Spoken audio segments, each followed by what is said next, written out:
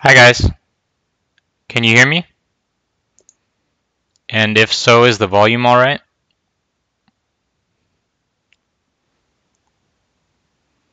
Okay, cool.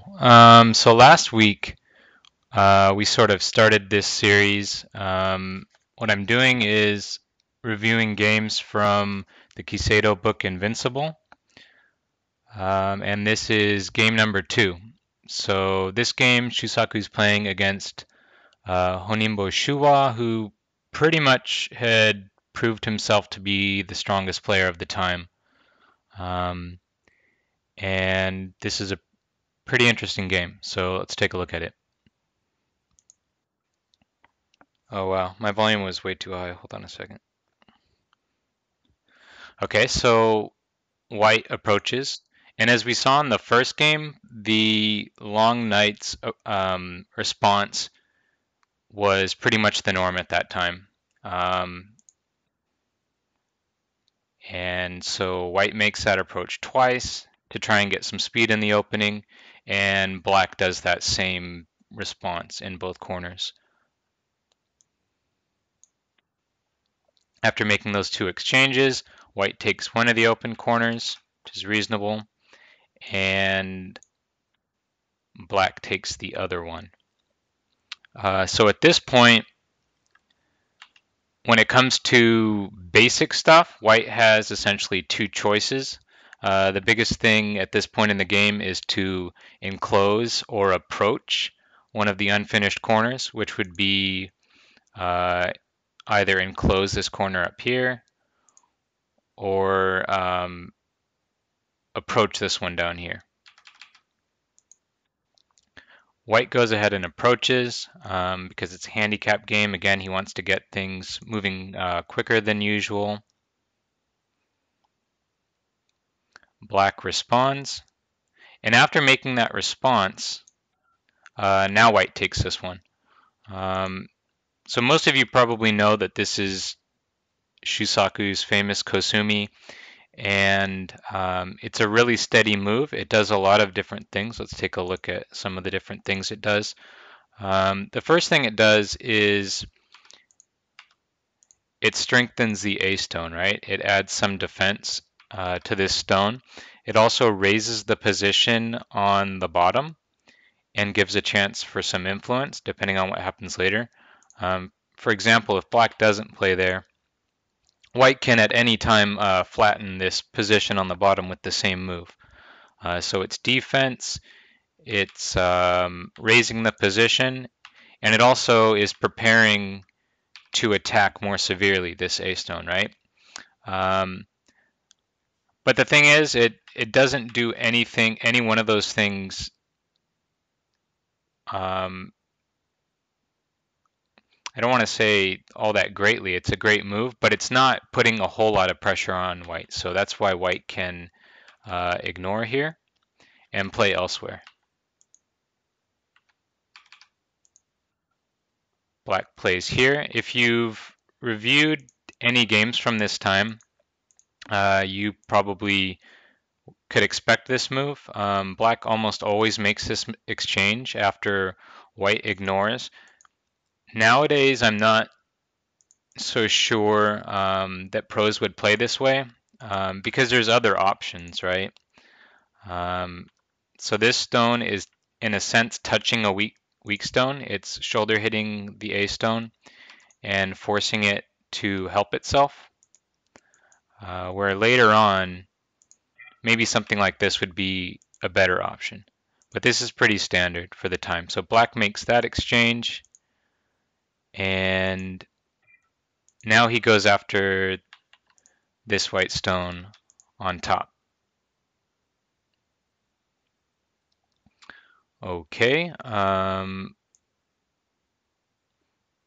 white dodges into the corner. Black, of course, splits. This move's a little interesting.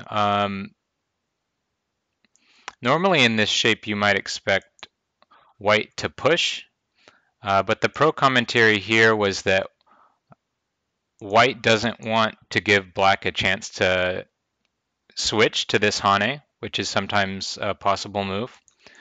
So he plays here, and essentially this way black doesn't have a choice.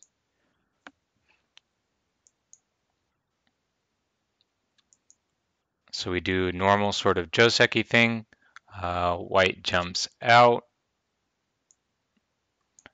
And now this area is a little thin, right? So black plays the contact move to try and keep this area strong. And white plays here because he wants to put some weakness in black's shape. Black responds. And now, how about white's corner? Is that alive, or does that still need a move?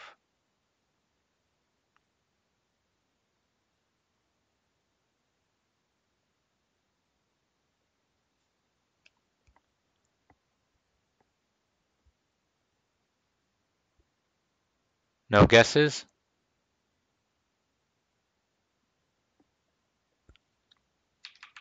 Maybe too easy of a question? Right, okay.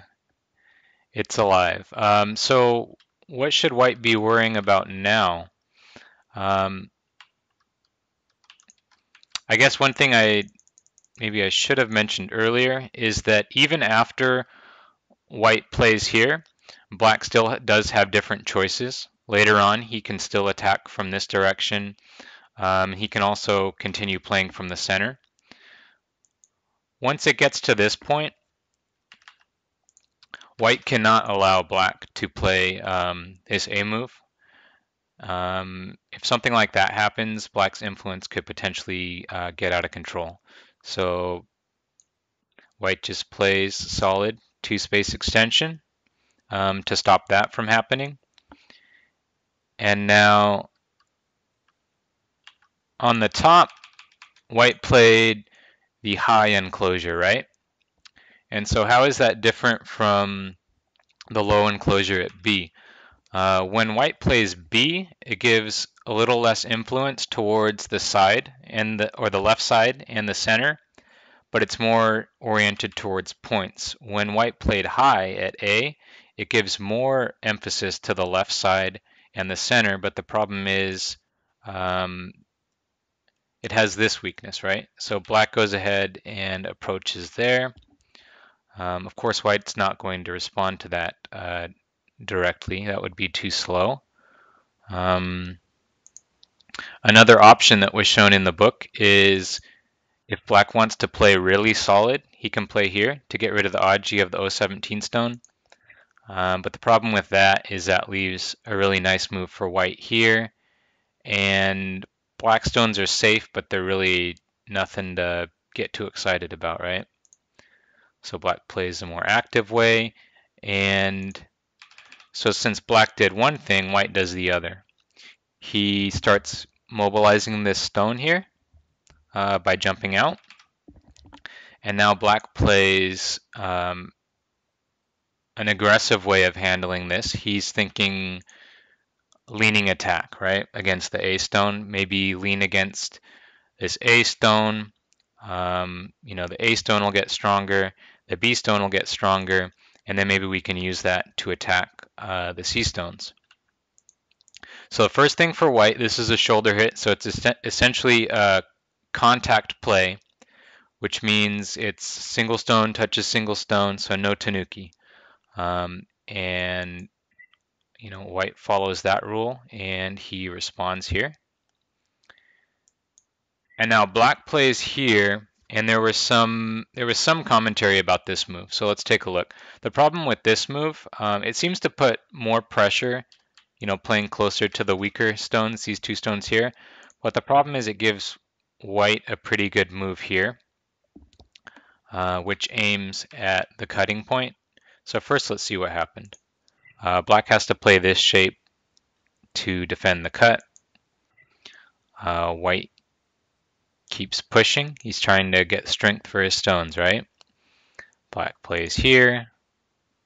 White plays Atari. So where for black now? Next move's important. For some of you stronger guys, it's probably obvious. But for some of the weaker players, it's probably not.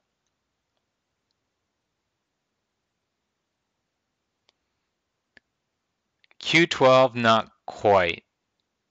Same idea, but you can find a better move. Yeah, P11. So that's your same idea, right? But this one's better. So the move you're never going to play is here, right? That's the important thing to know. Black can give up this one stone, and this is Atari against two stones. And so everybody gets connected up. And that's what happens in the game. And white's getting quite a lot of shape while that's happening. The professional commentary, which was by Kitani Minoru, is that if black plays here, it's not so easy for white to find a clear way that's just good for him. If he plays this same sort of move, now this is a good response. So maybe this would have been better for black. It's not quite clear. So in the game, they play this way. Black has to connect. And now white, his stones are still weak, right? So he keeps using his forcing moves. This threatens to connect. Black keeps him disconnected. At the same time, white's actually splitting black's stone here, right? A is starting to come under some pressure. But white's group is not settled yet. And if black wants to attack, what move does he need to play first? There's an important move that black needs to play for shape to have any hope of doing something against this white group.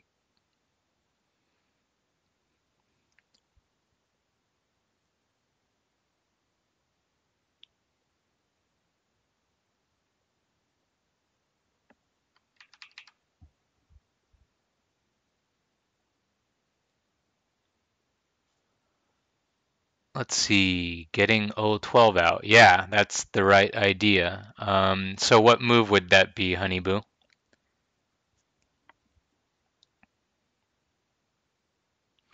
N16, it's not really sure if that's a good move because maybe black can wedge at O16, so he doesn't want to do that just yet.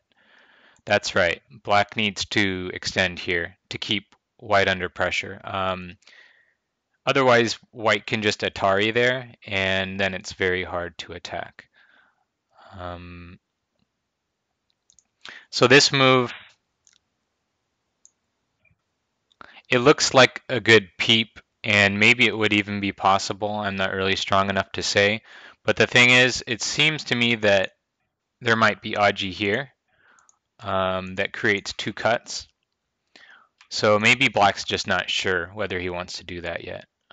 It might be an okay idea. I'm not too sure. The other thing is that with this move, black is starting to sketch a pretty big area, right? And you have to keep in mind that there are a lot of forcing moves that black can still do against this B stone. So he could potentially seal this entire thing in Sente.